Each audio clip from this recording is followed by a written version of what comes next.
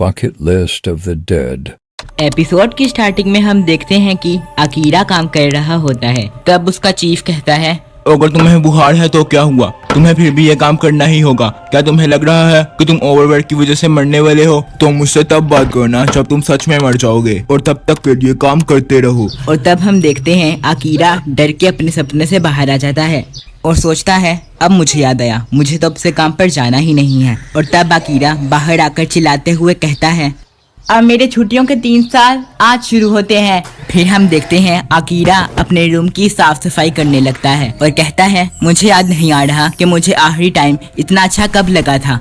और तब वो बियर पीने लगता है और खुशी के मारे कहता है, किसको पता था कि काम पर ना जाके सुबह सुबह बियर पीकर कितना अच्छा लगता है। ये तो देवताओं का शरबत है, हमेशा काम के टाइम बियर पीना बहुत बेकार लगता है, पर इस तरह फ्री होकर पीना बहुत अच्छा लगता है। अगर ये जन्नत नहीं है तो और फिर क्या है। और यहाँ टीवी पर शहर की न्यूज आ रही होती है, जहाँ पर टीवी एंकर के स्टूडियो पर भी ज़ॉम्बीज़ ने हमला कर दिया होता है। तब अकीरा सोचता है, यहाँ की हालत बहुत बुरी है, मुझे नहीं पता कि आगे क्या होने वाला है, और आज के दिन मैं बस बियर ही पीऊंगा और आराम से लेटकर इसे पीते हुए अपनी छुट्टियों का मजा लूंगा। पर तभी वो देखता है उसके फ्रिज में बियर का एक कैन भी नहीं होता और वो सोचता है, क्या ये आज ही होना था? मैं तो आराम करना चाहता था, पर अब लगता है कि मुझे बाहर जाकर बियर लानी पड़ेगी। और फिर वो बाहर ज़ॉम्बीज़ को देखकर सोचता है, ये कितना दिमाग खराब करने वाला काम है, पर मैं बियर को छोड़ भी नहीं सकता। और यहाँ हम देखते हैं एक लड़की कह रही होती है, कोई हमारी मदद करने के लिए नहीं आने वाला, आखिरकार अब हम क्या करेंगे? तब वो दूसरा आदमी कहता है, इतनी जल्दी हार मत मानो, अगर हम लोग 1-2 दिन तक बच पाए। तब वो लड़की कहती है, आखिरकार हम इस सिचुएशन में कर ही क्या सकते हैं? हम यहाँ से कैसे बचेंगे? ये तो इस दुनिया का एंड है।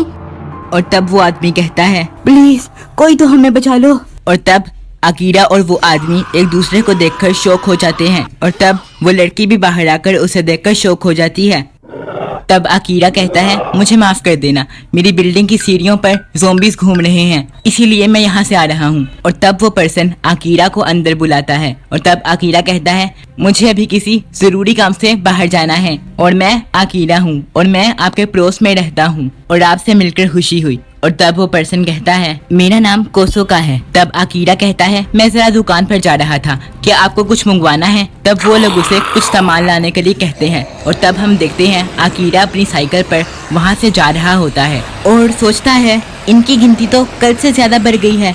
चाहे मैं बाइक पर हूँ, पर अगर इन लोगों ने मुझे घेर लिया तो मैं बच नहीं पाऊंगा, पर फिर भी अगर मुझे बियर ना मिली तो मैं ज़ॉम्बीज़ के हाथों मरना पसंद करूंगा। और तब वो स्टोर पहुंच जाता है जहां एक कैमरे से उस पर नजर रखी जा रही होती है और वहां अंदर वो एक लड़की को देखता है और सोचता है, क्या ये भी बच गई है? रुको, मैं अभी बहुत बेकार गाना गा रहा था, तो क्या ये तो नहीं सोच रही कि मैं बहुत अजीब हूँ और मैंने अभी कोसाका को भी डरा दिया था, तो मुझे इस बात का ध्यान रखना होगा कि कहीं मैं इसको भी ना डरा दूं। और कहता है, क्या आप भी यहाँ शॉपिंग करने आई हैं? पर इतने सारे ज़ॉम्बीज़ होने की वजह से यहाँ पर शॉपिंग करना कितना मुश्किल है। और तब वो लड़की उसे इग्नोर कर वहाँ से जाने लगती है। और तब अकीरा कहता है, अगर हम इस सिचुएशन में मिले हैं तो क्या हमें अपने नंबर्स एक्सचेंज नहीं करने चाहिए? तब वो लड़की कहती है, वैसे तो मुझे तुम्हारे मामले में कुछ कहना तो नहीं चाहिए, पर तुम ये जो कर रही हो उसे मैं इस सिचुएशन में हाई प्रायोरिटी टास्क तो नहीं कहूँगी, और मैं किसी ऐसे के साथ तो टीम अप नहीं कर सकती जिसे पता ही ना हो कि बाहर रिस्क कितना है,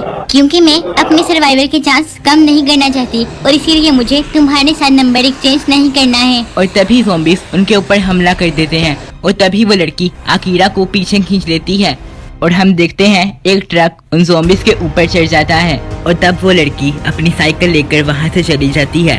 तब अकीरा सोचता है, अब मुझे समझ आया, मुझे रिस्क का ध्यान रखना होगा, जैसे कि ज़ॉम्बीज़ मूवी में रखते हैं। और मुझे याद आया वो लड़की कितनी कमाल की थी, मुझे पता नहीं कि अब मैं फिर से उससे कब मिलूंगा। और तभी वहाँ एक ज़ॉम्बी आ जाता है और तब अकीरा कहता है, अब मैं घर वापस कैसे जाऊँ, मेरी तो साइकिल ही टूट गई है।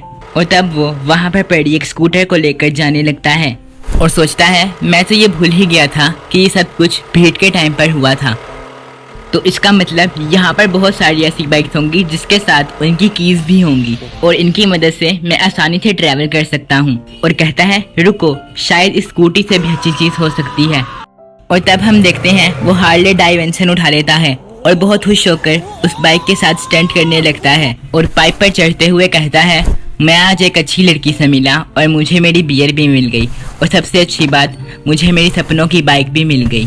आज का दिन कितना अच्छा था। और वो जैसे ही कोसाका के फ्लोर के पास पहुंचता है तो वो देखता है उसका घर पूरी तरह से तबाह हो चुका था। और फिर रात को वो अपने कमरे में बियर पीते हुए सोचता है हम आज मर सकते हैं या फिर 60 साल बाद, चाहे हम जब भी मरे, पर हमारे पास कभी इतना टाइम नहीं होगा कि हम वो सारी चीजें कर सकें जो कि हम करना चाहते हैं। रिस्क लेने से बचने के लिए जिंदगी बहुत छोटी है। और तब लिखते हुए सोचता है जब मैं छोटा बच्चा था तब मैं बहुत सारी चीजें करना चाहता था, लेकिन मैं हमेशा कुछ ना कुछ सोचकर सभी चीजों को छोड़ देता था। मैंने अभी के लिए 3 साल की वेकेशन डिसाइड की है जिसमें मैं वो सभी कुछ करूंगा जो कि मैं कर सकता हूँ। अगर मुझे वो सभी चीजें किए बिना ही जिंदगी जीनी हो तो मैं ज़ोंबीज़ के हाथों मरना पसंद करूंगा।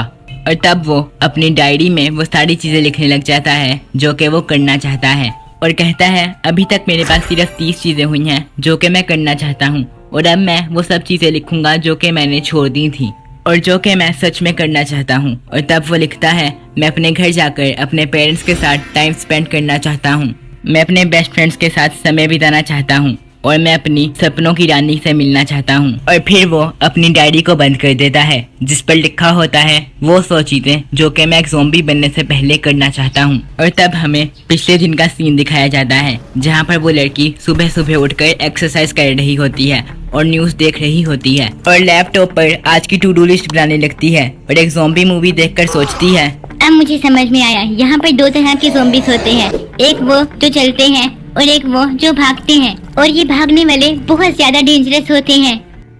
और फिर वो कहती है इस तरह की सिचुएशन में दोनों तरह के ज़ॉम्बीज़ होते हैं और अगर तुम्हें पता हो कि तुम किसके साथ पंगा ले रहे हो तो तुम्हारे बचने के चांसेस बढ़ जाते हैं।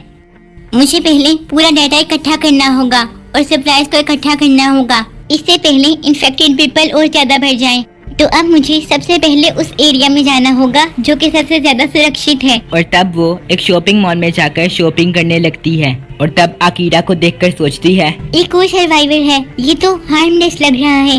रुको, यहाँ तो और भी ज़ॉम्बीज़ उसके पीछे आ रही हैं, तो मुझे जल्द से जल्द सारी जरूरी चीजें इकट्ठी करनी होगी और यहाँ से जाना होगा। ये तो बहुत अजीब केस है, ये तो बस अभी के बारे में सोच रहा है।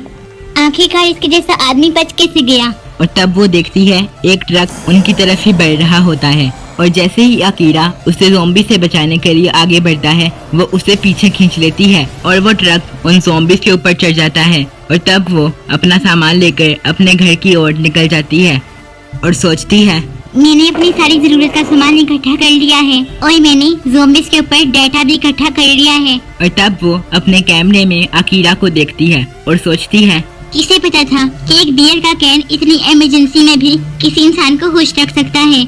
और सोचती है मुझे वो पेस्ट्री खाने के लिए ले लेनी चाहिए थी।